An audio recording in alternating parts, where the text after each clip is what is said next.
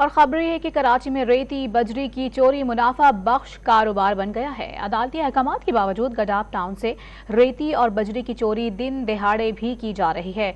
मजीद तफसीलात हासिल करेंगे डॉन न्यूज के नुमाइंदे शफी बलोच से, जो कि इस वक्त मलीर नदी पर ही मौजूद हैं।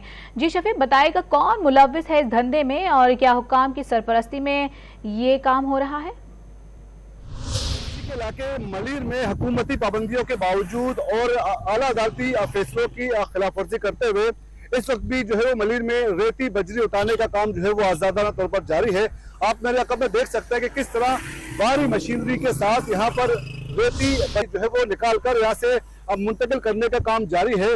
निजी और सरकारी तामीरात के लिए जो है वो यहाँ की मिट्टी जो है वो इस्तेमाल की जा रही है। और इस वक्त मौजूद है हमारे साथ यहाँ के एक इलाका मकीन जो यहाँ के सहाफी भी हैं, बशीर बलोच। आइए बशीर बलोच से बात करते हैं। जी बशीर बलोच, ये बताइएगा कि हुकूमत की जानिब से पाबंदी भी लगाई गई है और आला अदालतों में दरख्वास्तें भी लगाई गई है मलीर में रेती बिजली निकालने के खिलाफ, और फैसले भी आज के हैं, लेकिन इसके बावजूद भी ये काम जारी है। जी ये जो काम आप देख रहे हैं, यहाँ से जिस पैमाने पर मिट्टी निकाली जा रही है, रेती बजरी उठाई जा रही है, तो जेर जमीन जो आप जज़ब करने का लेवल है, नेचुरल है, वो लेवल है, वो घट जाएगा, जिससे पानी घटने से जो है यहाँ के एग्रीकल्चर को बहुत ज्यादा नुकसान होगा। शुक्रिया बशीर बलोच। आपने सुना कि यहाँ पर पाबंदी लगाई गई है, इसके बावजूद ये काम जारी है।